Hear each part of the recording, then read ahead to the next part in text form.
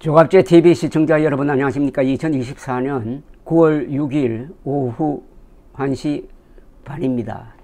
작금에 진행 중인 의료 대란 사태는 그 규모가 크고 국민들의 생명과 건강에 직접 영향을 주므로 이거는 보통 문제가 아닙니다. 준전시 상태라고 보면 됩니다. 그러니까 이 문제는 앞으로 눈사람이 몇 번 구르면은 2배가 되듯이 점점 커질 겁니다.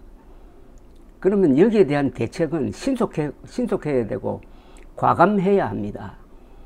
과거의 잘못을 인정하지 않고 미련을 부리면서 변명이나 하다가는 시간이 지나버리는데, 시간이 지나면은 의료 대란이라는 눈덩이가 커지고 드디어 눈사태로 발전하면은 정권이 날아가 버립니다. 정권만 날아갑니까? 윤석열 대통령의 팬클럽을 자처했던 보수 세력, 국민의힘, 특히 보수 언론도 같이 치명상을 입는 거죠. 그러니까 이런 사안에 있어서는 우선 대처가 신속해야 되고 과감해야 합니다. 어중간한 대처가 가장 위험합니다. 그런데 지금 정부가 내어놓는 대책이 어중간합니다. 여기서 실기를 하면은, 기회를 잃어버리면은 끝입니다. 그 끝은 정권 붕괴, 정권 몰락, 정권의 식물화 뭐 이런 걸로 가죠. 그러니까 의료 대란이 다음 단계는 정치 대란으로 간다 이거죠. 그 길목에 있습니다. 오늘 한국갤럽이 발표한 여론조사를 보면은 윤석열 지지 기반이 지금 총붕괴하고 있습니다. 보수층도, 경상도 사람들도, 그리고 노년층도 등을 돌리고 있습니다. 이런 가운데 한동훈 국민의힘 대표가 중재안이란 걸 내어놓는데, 그 중재안이 2026학년도 정원을 유보한다는 건데, 이거 너무 늦은 것 아니냐 하는 생각이 듭니다. 그나마 그 정도의 중재안이 나옴으로써 비로소 여당이 그동안 방관했던 이 문제를 자신의 문제로 만들고 있다는 그런 승인은 좀 보여주고 있습니다. 그런데 한덕수 국무총리가 거기에 찬물을 끼얹는 글을 페이스북에 올렸습니다. 윤석열 대통령뿐만 아니라 한덕수 총리도 이 딴 세상에 살고 있습니다. 국민의힘 한동훈 대표는 오늘 의료 공백 상황에 대한 국민 불안을 해소하고 지역 필수 의료 체계를 개선하기 위한 여당, 야당, 의사, 정부의 협의체를 구성해 운영하자는 제안을 드린다고 했습니다. 한 대표는 종로구 한국교회 총연합 예방 일정을 마친 뒤 기자들과 만나서 의대 정원 문제로 장기간 의료 공백 상황이 발생하면서 국민 불편이 가중되고 의료 공급 체계에 대한 국민 불안이 크다며 이같이 제언을 했습니다. 한 대표는 이에 여야 의정이 함께 머리를 맞대고 의료 현장의 진료 서비스를 정상화하면서 의료개혁이 국민에 도움이 되도록 효율적으로 진행될 수 있게 협의하고 의대 정원 늘리는 것에 대한 합리적 대안을 모색하는 협의체를 구성해서 운영하자는 것이라고 설명을 했습니다. 그 과정에서 국민과 의료 현장의 의견도 충분히 들어야 한다면서 앞으로 여야 의정 협의체가 국민 불안감을 해소하면서 대한민국 지역 필수 의료 체계 개선에 기여할 수 있기를 기대한다고 했어요. 말이 참 어렵습니다. 이거 지금 다치면 죽는다, 다치면 죽는다 공포가 확산되고 있는데, 이렇게 공무원처럼 어렵게 이야기를 하면은 국민들 여론에 아무런 영향을 끼치지 않죠. 제발 엘리트를 자처하는 한동훈 장관이나 이 보수 정치인들은 말을 쉽게 좀 해주기를 바랍니다. 홍보에서 실패합니다. 어려운 말 쓰면은. 대통령실 고위관계자는 한동훈 제안에 긍정적이다. 의료계가 대화의 테이블에 나오는 것이 우선이다. 의대 정원 문제는 의료계가 합리적 안을 제시하면 언제든 제로 베이스에서 논의하겠다고 했습니다. 아니, 의료계가 합리적 안을 이미 제시했잖아요.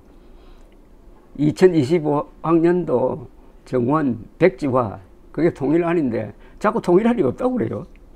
더불어민주당 박찬대 원내대표도 지난 4일 국회 교섭단체 대표연설에서 여야 어정 비상협의체를 만들자고 제안한 바 있기 때문에 한 대표도 우리가 하자는 것과 크게 다른 이야기가 아닌 것 같다. 야당에서도 크게 반대할 것 같지 않다고 했습니다.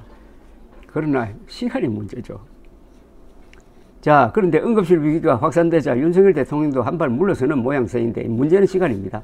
2025년 정원은 그대로 하고 2026학년도 정원은 유예한다는 데 대하여 전공의와 의대생들이 반대할 것이 분명한데 그렇다면 협상이 진행되더라도 응급실 파행은 계속될 것입니다. 그러면 윤석열 대통령은 더 코너로 몰릴 것이고 협상력 자체가 사라질 수가 있습니다. 물론 한동훈 대표에게 사태 해결에 정권을 위임하고 뒤로 빠지는 방법이 있긴 합니다.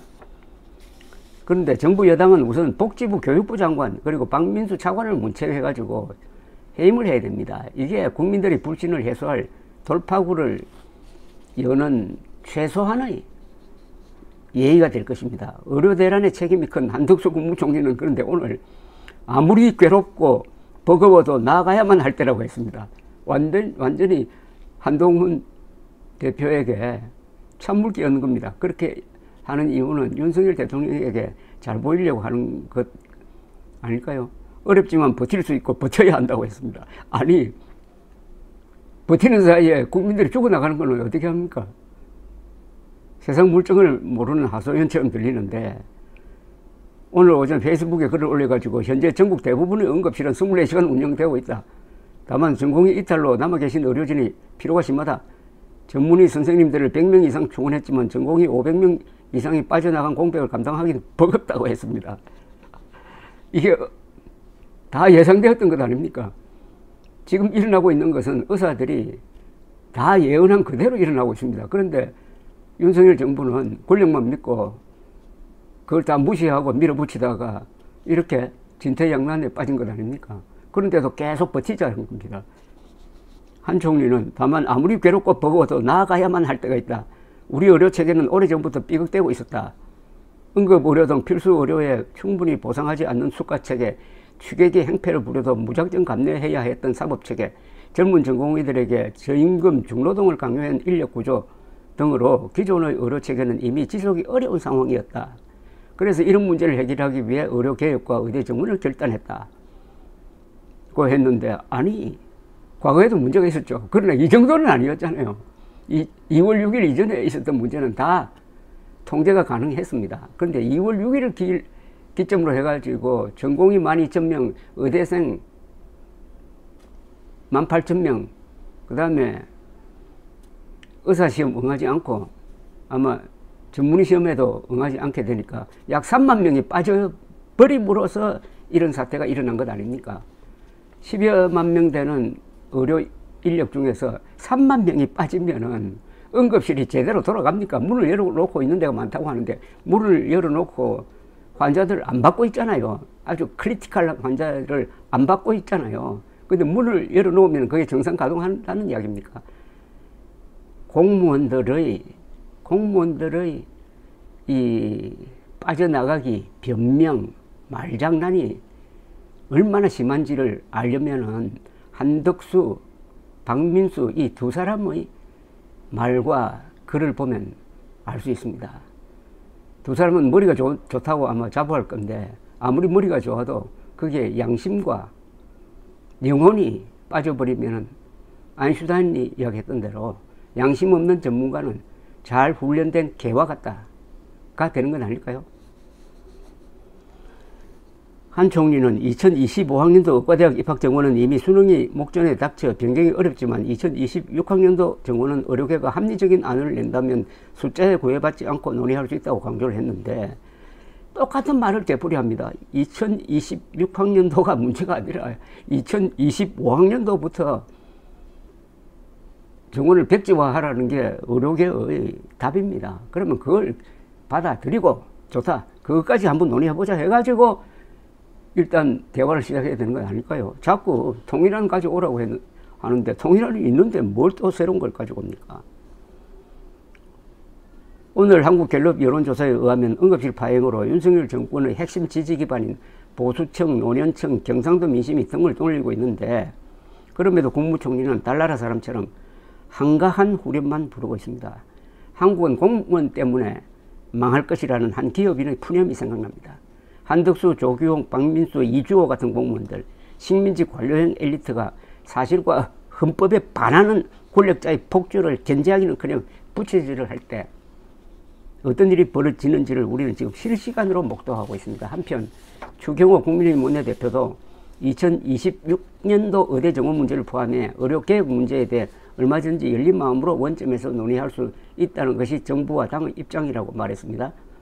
오늘 국회에서 열린 원내대책회의에서 한 말인데 다 이게 시간과 관련되어 있습니다.